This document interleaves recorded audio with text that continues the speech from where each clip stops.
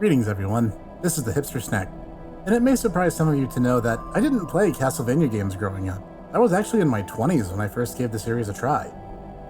Now, a part of that was I didn't own an original Nintendo. I grew up with the Sega Master System, and yes, I'll cover games on that eventually, but let's give it some time. But because of this and some other factors, I didn't really come to know what a Metroidvania-styled game was up until I got the chance to play Aria of Sorrow. Sure, I'd played games like Cave Story that had similar elements, but I was definitely late to this bandwagon.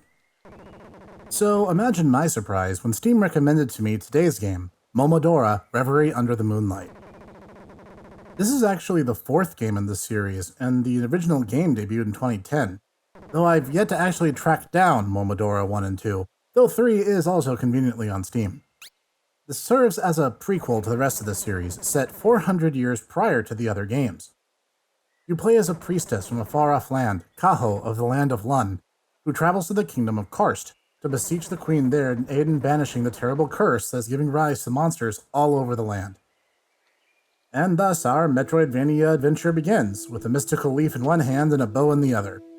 Yes, the main melee weapon is a magic leaf. Even the game itself points out just how strange this is.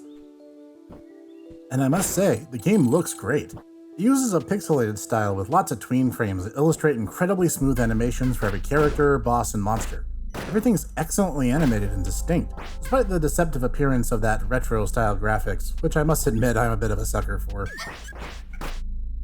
Were I to issue a complaint, it's that a lot of the game trends towards this dark, washed-out palette. Not that it inhibits gameplay, just that it lacks energy and it comes off as another shadowy corridor to mesh with every other shadowy corridor. While there is a good aesthetic division between places like the forest and its bright greens, the cathedral with its stained glass motifs, and so on, just that a lot of areas that link these places together tend to be, well, shadowy, dark hallways. As for the music, well, it sure exists, in the strictest sense. I'll be honest, this is a soft spot for Reverie Under the Moonlight. The soundtrack is not very good. While I appreciate the boss themes for the time they play, mostly between restarts, the vast majority of the music in this game is a subdued hum. If it helps give you the right idea, I found myself humming songs from Castlevania in the downtimes because, frankly, the music in the game just isn't really present. You may get the ambient sounds, the background music is just a little bit too in the background, if that makes any sense. The sound effects work great though, you really feel the impact with the help of sound cues, which is great. But it would be nicer if the overall atmosphere could have been served a bit more personality. At least one song that easily gets stuck in your head would have been nice. However, the gameplay is the real standout, as any good Metroidvania game should. I'll be honest, this game pulls no punches. Out of the gate, some level of proficiency is demanded on the player's part. Especially when you have things like the dodge roll and even certain attacks that grant Kaho periods of either outright invincibility, like the air dodge you get after the first couple bosses, are expected to cover for virtually any weakness that you might have. The game does not smile on those who try to skate by on luck.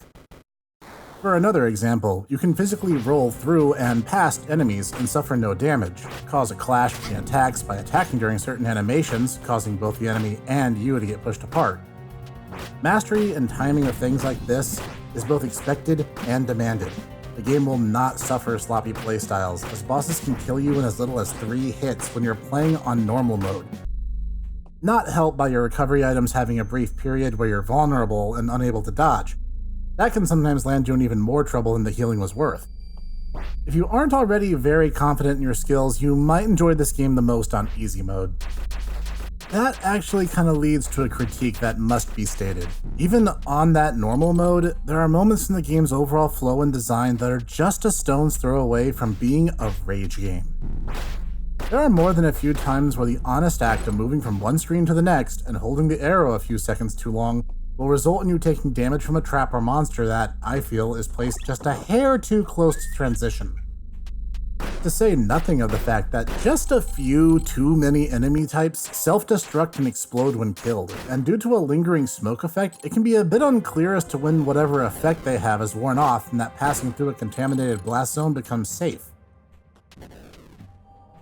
This is not helped by the fact that entirely too many enemies in the game have attacks that in no way alert you to the enemy's actual presence or location, and in many cases are completely activated remotely, meaning that they can hit you repeatedly at their leisure, and unless you hunt them down, they'll continue to do so till you either leave or find them. As I said, bosses can kill you in readily just a few hits, so there's going to be a lot of back and forth between save points and whatever goal you have in mind. So prepare for a lot of downtime and de facto grinding, which you'll also want to do anyway, as everything in this game is expensive. One of the first items, though utilitarian, still runs 400 currencies when getting a dozen off a single enemy is considered pretty good. And that's a thing to itself. While healing items won't disappear, their uses are restored to max whenever you hit the save point. You can equip 2 different passive effects. The better part of them, apart from obvious healing or treasure hunting effects, are seen to encourage a breakneck daredevil style of play. In fact, one of the first items offered to you raises your attack in return for a chunk out of your life bar. That's not something any rational person playing this game for the first time would ever use, and it reflects a bit of a haughty attitude on part of the game devs to put such a thing so early in the game. As I said, healing's already a risk-reward factor to itself because it stops you from moving during the healing animation, so you'll often be in a tense situation and either get hit as soon as you heal, rendering said healing useless, or you might very well die just trying to avoid that first situation. This, coupled with the better part of enemies being able to fly or simply being faster or better attackers at range than you, can make for a frustrating gameplay situation that comes up just a little more often than it really should. Alright, that aside, the gameplay is very smooth and fast-paced. You'll deftly move screen to screen by rolling, dodging, double jumping, and styling all over enemies. Well, you'll style over them once you learn their patterns and learn what to watch out for. Then you will. Thankfully, most enemies won't take but 4 or 5 hits from your leaf, and many can be readily dispatched at safe distances using your bow. It will take some learning to be sure, and many restarts, especially during boss fights. But you'll eventually parse each pattern and take it to heart as you progress. And then, sometimes, the game will just make it awkward, like when you fight the first boss and you have to swat her with your leaf. Do I have to say this? You have to hit her in her chest, and it's not a small target. Meanwhile, she passively throws magic at you that you'll just have to guess how it behaves the first time you see it, until she decides she's sufficiently tired of being hit there, and makes like a tree and leaves. I swear, some of these games are just trying to make me say things that'll compromise my whole family-friendly gimmick. Alright, putting that aside, the game itself is very intuitive, and ultimately it is a fun challenge. Sure, some aspects of the gameplay will require a bit more trial and error than you might expect, and more than a handful of retries from that last save point. It's gonna happen. However, you'll be richly rewarded by a very fun, yet demanding game.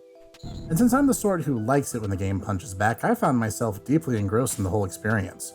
All my complaints taken into account, and the game only costing $10 USD, on Steam, and it's worth every penny. Pick it up and play it. If you love Metroidvania games, you won't be disappointed.